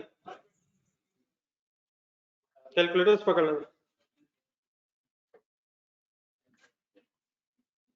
2018 में शायद आई थी ग्रांट, कितनी मिली थी? 120। 2018 में लेकिन कुछ ट्रांसफर हुई भी है, ट्रांसफर होगी मीन इनकम बन गई, तो कितनी इनकम बन गई? एंट्री बोलने था, देखे डेबिट ग्रांट इनकम डेबिट हुई और ग्रांट इनकम क्रेडिट हुई, यहां तक माइनस करके एक फिगर निकाल लो। 10 अब 108.75 जो है ना, ये closing balance of deferred grant income है, लेकिन इसका ब्रेकअप होना है। 108 में से जो नेक्स्ट 12 मंथ्स में इनकम बननी है वो करंट लायबिलिटीज में आएगी, और जो उसके बाद इनकम बननी है वो नॉन करंट में आएगी। पूरी बात ये है, क्लोजिंग बैलेंस बनता है 108.75 किस साल का, लेकिन ये सारा नॉन करंट नहीं है, इसमें से नेक्स्ट 12 मंथ्स में कुछ इनकम बनी हुई है। जरा 19 की एंट्रीज देखें। इस 108.75 खड़ा किस दिनों में इस वक्त? 2018 के एंड पे 108.75 क्लोजिंग तो है, लेकिन इसमें से वो इनकम जो नेक्स्ट 12 मंथ्स में बननी है वो करंट में आएगी, और जब बैलेंसिंग बच जाएगी वो नॉन करंट में आएगी। तो कितनी बनी हुई है जरा देख के बताएं। नहीं कितनी बनी हुई है यार? 15 नेक्स्ट ईयर इनकम बनी हुई है 19 में, तो मैंने यहाँ से जो माइनस किया फर्दर, इसका मकसद ये है कि करंट लायबिलिटीज में ये डेफर्ड ग्रांट इनकम आ सके। What is the closing balance of deferred grant income? 108.75, लेकिन वो सारा करंट या नॉन करंट में क्लासिफाई नहीं होना, उसमें से वो पैसे जो नेक्स्ट 12 मंथ्स में इनकम बनने हैं वो करंट में आ गए। एक और वर्किंग करें, बैलेंसिंग फिगर बताएं। 93.75 स्टेटमेंट ऑफ फाइनेंशियल पोजीशन एक सेकंड बोर्ड पे देखें, ये टोटल लायबिलिटी नजर आ कितनी रही है? 108.75 है, लेकिन करंट और नॉन करंट में बस डिवाइड हुई है। ठीक है, मुझे 2019 भी करवा दें, बाद में आराम से देख के लिख लीजिएगा। 2019 में 2019 में रुक जाए सर जी, रुक जाए देख के लिखी जा रहे हैं। 2019 का ब्रॉड डाउन बताएं, डेफर्ड ग्रांट इनकम का बैलेंस। ब्रॉड डाउन 93.75 नहीं है यार, brought down, carry down brought down बनेगा। What is carry down of last year? इकट्ठा नजर क्यों नहीं आ रहा, सिर्फ सेग्रीगेशन हुई है। What is the closing of last year? 108.75 which should be the opening of the next year। सही है, सामने नजर तो 93.75 आ रहा है और नीचे 15 भी नजर आ रहा है, मिला के 108 ही है, सिर्फ सेग्रीगेट हुआ। तो 108.75 स्टार्टिंग पॉइंट हो जाएगा किस साल का? 19 का। अब 19 के अंदर आए, ये फाइनल करें, ये करंट नॉन करंट में अभी भी गलतियां कर रहे हैं। 19 के अंदर आए एंट्रीज, तो 19 में इनकम बनी है और सदी बनी है सर, कितनी बन गई है? कैलकुलेटर पकड़े, क्या करें? कैलकुलेटर पकड़ के क्या करें? हमने पकड़ा ही तो करना क्या है? इज इक्वल टू दबाएं, बगैर लिखे ना दबा दीजिएगा, आंसर बताएं। अब ये 93.75 क्या है पूरा बोले, ये किस साल का क्लोजिंग है? 19 का क्लोजिंग है। कहाँ लिखूं, करंट में या नॉन करंट में? अब इसका ब्रेकअप होना है, अब इसका ब्रेकअप शायद अवेलेबल है, वैसे ही सोचा जा सकता है। मेथड स्ट्रेट लाइन है, तो क्या इसमें से भी नेक्स्ट ईयर 15 इनकम बनना है? किस में से? तो -15 हुआ। अब ये जो -15 हो रहे हैं ये सिर्फ सेग्रीगेशन के लिए, तो 15 आ गया करंट में और बैलेंसिंग फिगर आ गई 78.75 नॉन करंट में। लिखने से पहले आखिरी क्वेश्चन दोबारा बताएं, 2019 का क्लोजिंग बैलेंस क्या है? और जाने दे यार, 78.75 है। ये 78.75 क्या बता रहा है? इस 93.75 में से जो अगले साल इनकम बननी है वो करंट में आ गई है, और उसके बाद जो इनकम बननी है आफ्टर 12 मंथ्स वो नॉन करंट लायबिलिटीज में आ जाएगी। अब प्लीज क्लियर है? लिख लें,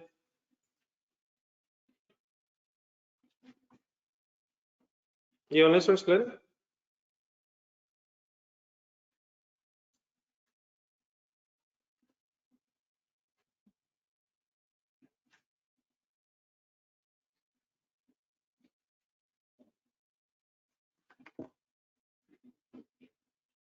प्लीज वर्किंग समझ आ गई? Please breakup.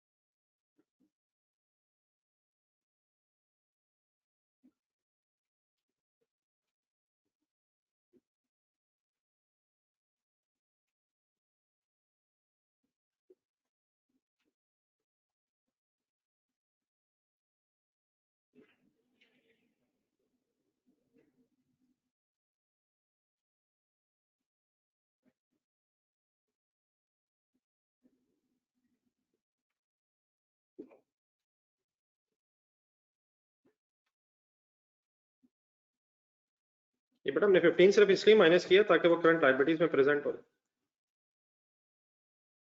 2018 में 15 इसलिए माइनस किया है क्योंकि वो इनकम जो 19 में बननी है वो फिर हमारी नेक्स्ट ईयर लायबिलिटी खत्म हो जाएगी। तो 18 के एंड पे वो पैसे जो नेक्स्ट ईयर की इनकम है करंट लायबिलिटी में आएंगे, और 19 के एंड पे जो 2020 के पैसे हैं वो फिर करंट लाइबिलिटी में आ जाएंगे। करंट लाइबिलिटी मीन्स क्या होता है? ऐसी लाइबिलिटी जो नेक्स्ट 12 मंथ्स में सेटल हो जानी है। तो 108.75 में से जो 15 की अमाउंट है इसने नेक्स्ट 12 मंथ्स में इनकम बन जाना, 2019 वाली जो अमाउंट है। तो इसका मतलब 2018 के एंगल से वो करंट लाइबिलिटी है। तो था 18 के एंड पे वो पैसे जो 19 में इनकम बन रहे हैं और 18 के एंड पे करंट लाइबिलिटी, और सिमिलरली जो 19 के एंड पे 15 मिलियन की अमाउंट है जिसने 20 में इनकम बनना है, और 19 के एंड पे करंट लाइबिलिटीज में अमाउंट होगी। तो करंट लाइबिलिटी मींस वो होता है जो next 12 months means next year में इनकम बनेगी। ठीक है जी। इसमें वो कुछ मैंने लाइंस छुड़वाई, लेकिन शायद उसका टाइम आज सफिशिएंट नहीं है, वो मैं इंशाल्लाह कल डिस्कस करता हूँ। पेज नंबर 275 पे, पेज नंबर 275 पे क्वेश्चन जरा मेरे साथ पढ़ लें, मेरे ख्याल एक अटेम्प्ट तो आप इंडिविजुअली कर लेंगे।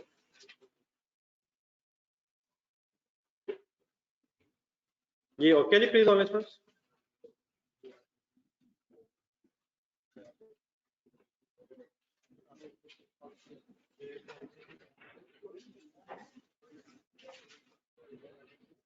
जी IAS 8 आपको मैंने कुछ दिन पहले एक दो दिन पहले कहा था क्वेश्चन रिवाइज करने को, मिला टाइम?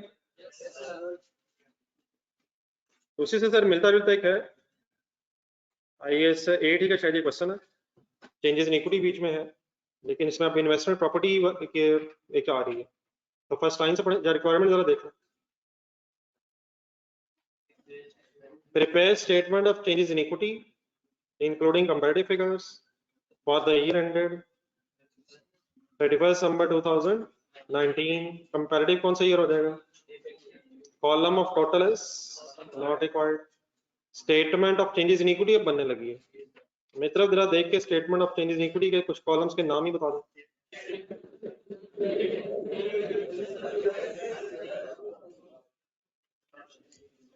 फर्स्ट लाइन में आ जाए, following information has been extracted from the financial statements of Fakhar Limited for the year ended 31 December 2019. Point 1, net profit 19, 18 और 17 का दिया है। 18 और 17 का ऑडिटेड है और 19 का अभी ड्राफ्ट है।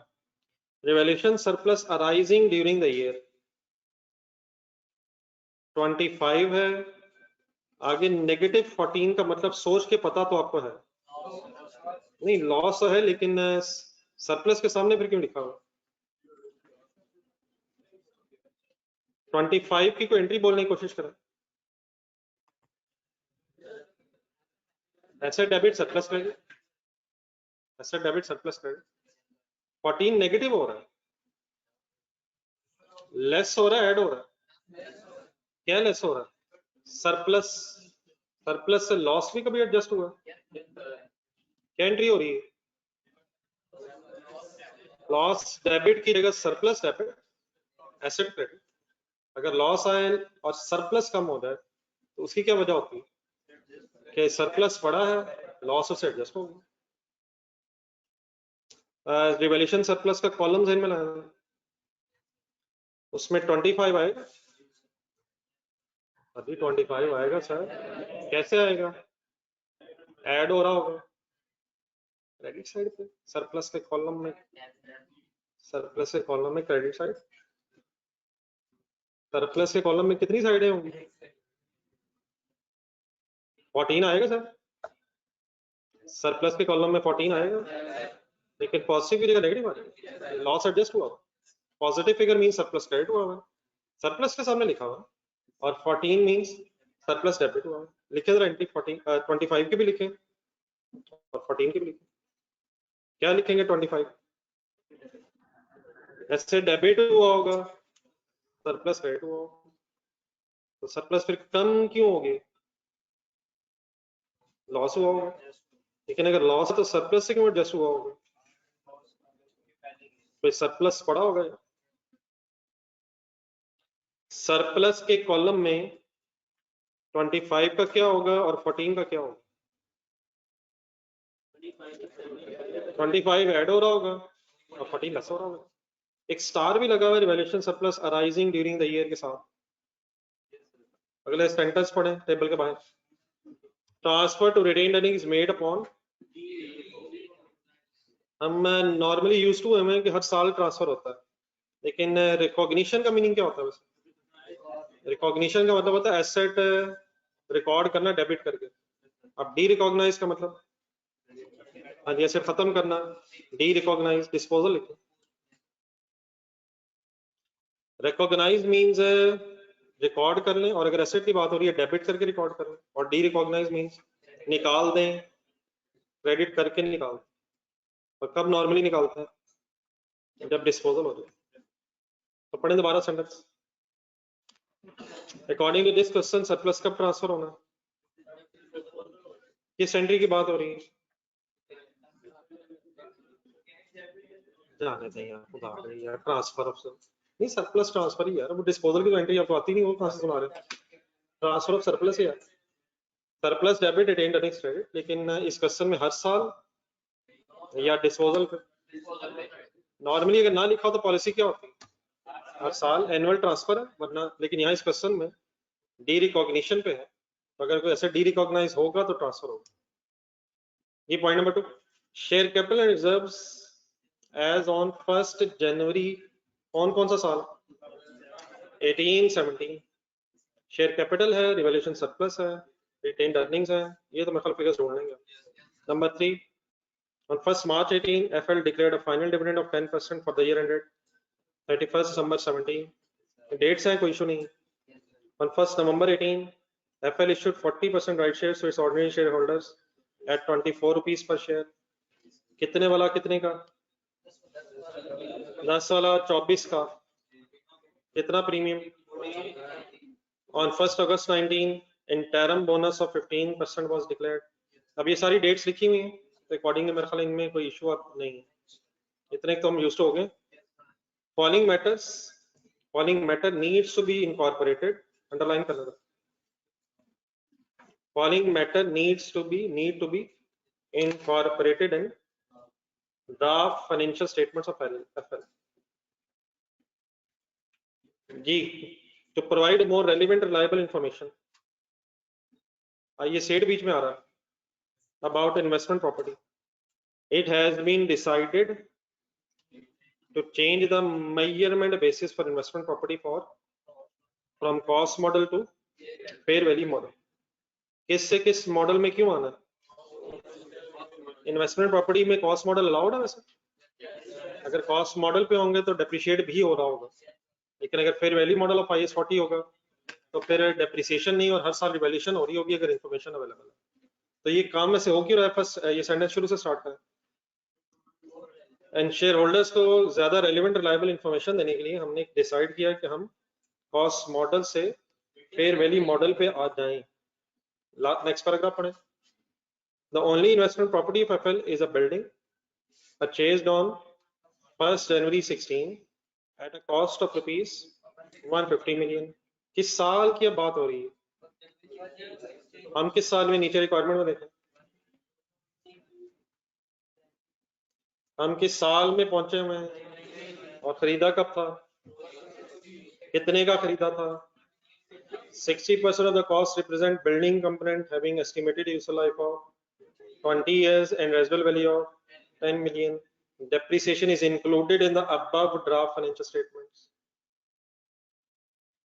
The fair value of the investment property has increased by 6% in each year since acquisition। कितना इजाफा होता रहा है कब से? हर साल 6% इजाफा होता रहा है एक्विजिशन से। अब इसका करना क्या है? कौन सा मॉडल यूज हो रहा है और हमने कौन से मॉडल की तरफ आना है? और ये भी 16 से चल रही गई ऐसे, तो 16 से एडजस्टमेंट करेंगे, 16, 17, 18 और 19, ये 4 साल इफेक्ट होंगे। कैसे इफेक्ट होंगे? अभी है टाइम, जरा रजिस्टर खोला, देख ले टाइम, वैसे देख ले, हो सकता है मैंने झूठ ही बोला, हमेशा की तरह अक्सर मुझे आदत है। एक पेज छोड़ दें जिसपे आप चेंजेस इक्विटी बनाइएगा, मेरे साथ एक वर्किंग जरा स्टार्ट करना।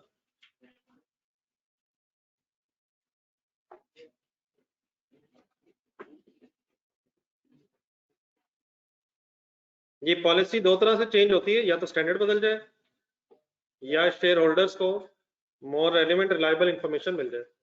प्रोस्पेक्टिवली करेंगे, रेट्रोस्पेक्टिवली करेंगे? पढ़े पढ़े पढ़े पढ़े। किन सालों में कॉस्ट मॉडल चल रहा है? क्या 17 की ड्राफ्ट फाइनेंशियल स्टेटमेंट्स में भी डेप्रिसिएशन चार्ज हुई हुई है? लेकिन क्या आईएएस के 40 के फेयर वैल्यू मॉडल में डेप्रिसिएशन चार्ज होनी चाहिए? तो अफेक्टेड ईयर्स कौन कौन से हैं? एक साल सिर्फ समझ लें, बाकी इंशाल्लाह आप कर लेंगे वर्किंग। जी, एक कंपैरिजन करवा दें मुझे कि कॉस्ट मॉडल में क्या हुआ होगा और फेयर वैल्यू मॉडल में क्या होना चाहिए। नहीं, एक मिनट, फिगर्स के साथ।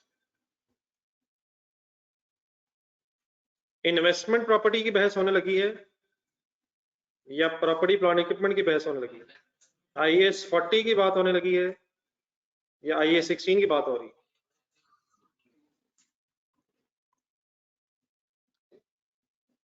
ये बना लीजिएगा बस, एक मिनट मुझे फर्स्ट ईयर जरा करवा दें। कौन से साल से शुरू करूं? 16।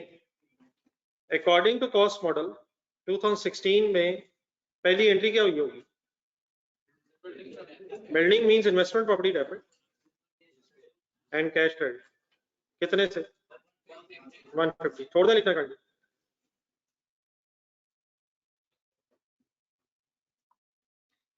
किस दिन ये काम हुआ होगा? फिर क्या पिछले सालों में पहले कॉस्ट मॉडल यूज होता रहा? अगर कॉस्ट मॉडल था तो 31 दिसंबर 2016 में डेप्रिसिएशन कैसे चार्ज हुई होगी? फुल कंसंट्रेट आखिरी पैराग्राफ पढ़ना है। 150 इन्वेस्टमेंट प्रॉपर्टी की कॉस्ट थी, लेकिन क्या इसमें जो बिल्डिंग का हिस्सा था वो सिर्फ 60% था? सर इतना ही था सर, बाकी 40% किस चीज का हिस्सा होगा? प्रॉपर्टी में लैंड भी हो सकती है, तो 60% अप्रिशिएट होगी 100%, तो इंटू 60% करके क्या निकाला हमने? कौन सा हिस्सा अलहदा हो गया? बिल्डिंग का हिस्सा अलहदा हो गया, तो 90 क्या बन गया? बिल्डिंग। क्या लैंड प्रॉपर्टी नहीं है? प्रॉपर्टी है लेकिन डेप्रिशिएट नहीं करेंगे, तो 60% करके हमने बिल्डिंग कंपोनेंट निकाल लिया। अब इसकी जरा लाइफ ढूंढे, इसकी कोई लाइफ ढूंढे 20 इयर्स, लेकिन कोई इसकी रेजिडुअल वैल्यू ढूंढे, divide by sorry minus divided by 20। दोबारा फिगर्स ढूंढे सारी। 150 के किसकी? इन्वेस्टमेंट प्रॉपर्टी की। उसका 60% करके क्या निकाला? 40% क्यों नहीं लिया? उसकी भी डेप्रिसिएशन नहीं होगी। 90 के जो फिगर आई -10 रेजिडुअल वैल्यू हुआ और डिवाइडेड बाय 20 करके हमने डेप्रिसिएशन पूरे साल की, उसकी क्या वजह है? तो cost model of IAS 40 is similar to the cost model of IAS 16। Asset cost पे रिकॉर्ड होगा, उसके बाद डेप्रिशिएट होगा। ठीक है सर? और अगर कॉस्ट मॉडल होगा तो 2016 पे कोई फेयर वैल्यू एडजस्टमेंट नहीं की गई होगी। यहां तक समझ गए बात? और समझ आ गया? अब एक सेकंड जरा राइट साइड पे देखें। अगर कॉस्ट मॉडल की जगह फेयर वैल्यू मॉडल यूज किया किया गया है, तो पहली एंट्री में कोई प्रॉब्लम? ये तो एज इट इज रहेगी। इनिशियली इन्वेस्टमेंट प्रॉपर्टी कॉस्ट पे रिकॉर्ड होती है।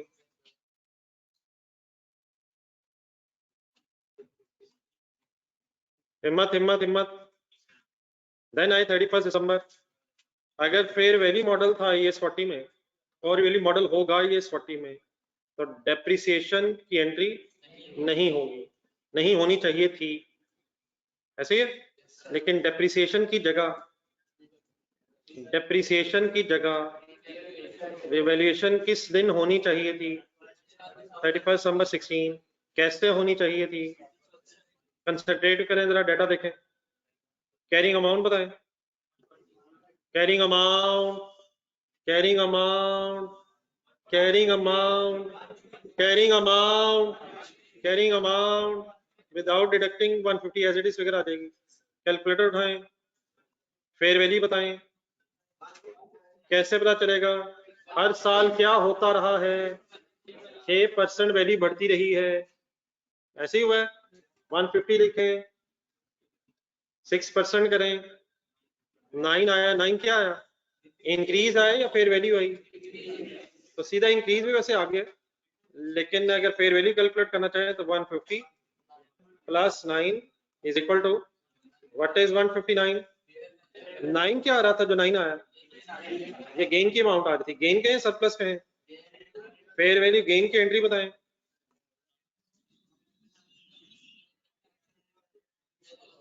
ये 9 कैसे बन गया सर जी? 9 कैसे बन गया? 150 इंटू 6% इंक्रीज ईच ईयर। तो 2016 में 9 का इंक्रीज आया होगा। Investment property debit and fair value gain credit. और ये फेयर वैल्यू गेन कहाँ जाना चाहिए था? तो एक सेकंड बोर्ड पर देखें, कंपैरिजन करें। कॉस्ट मॉडल में प्रॉफिट एंड लॉस में क्या गया होगा? 4 की डेप्रिसिएशन। लेकिन अगर फेयर वैल्यू मॉडल में आएंगे तो 4 की डेप्रिसिएशन रिवर्स होनी चाहिए और 9 का गेन रिकॉर्ड होना चाहिए। लिख रहे हैं?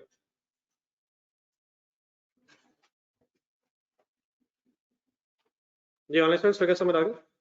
किस मॉडल से किस मॉडल में जा रहे हैं? IAS 40 के कॉस्ट मॉडल से IAS 40 ही के फेयर वैल्यू मॉडल पे जा रहे हैं। Present the more relevant and reliable figures.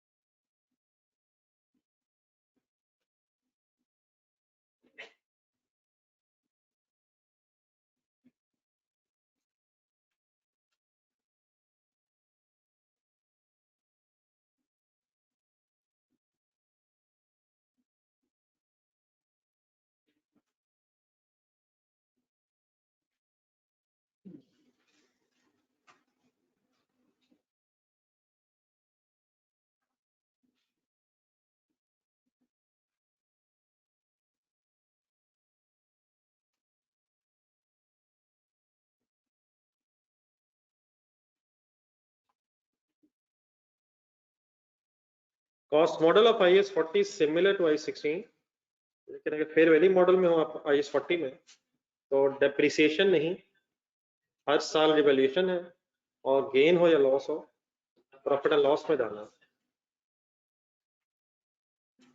कुछ फिगर समझ आ गई? बाकी बेटा एक अच्छी सी एफर्ट कीजिएगा, ये फिर इंशाल्लाह कल क्वेश्चन डिस्कस करेंगे, लेकिन आप ट्राई कर सकते हैं बस। इसमें डिविडेंड्स वगैरह तो फाइनल कर लीजिएगा। और इसकी भी नेक्स्ट ईयर ट्राई हो सकती है। 17 में क्या होगा? 17, 18, 19, तो जहां तक हो जाए प्लीज ट्राई कीजिएगा। मेरा ख्याल है इसका मैक्सिमम वाइंड अप भी होता है। जो आज क्वेश्चन किया पहले इसको रिवाइज कर लीजिएगा।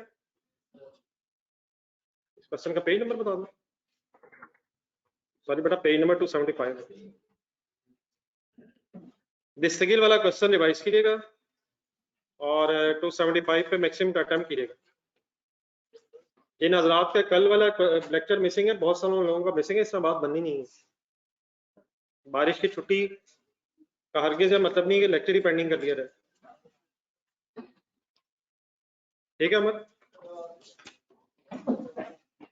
वॉल्यूम 2 साथ रहेगा यार कल। वॉल्यूम 2 कल रहेगा साथ। राना साहब यही होमवर्क है यार, तो बोला मैंने। एक दो क्वेश्चन अभी क्लास का स्टार्ट पे किए और पेज नंबर 275 उसको रिवाइज कर लीजिएगा, इसको कंप्लीट करने की कोशिश करो। ठीक है, पेज नंबर 275 पे जो क्वेश्चन।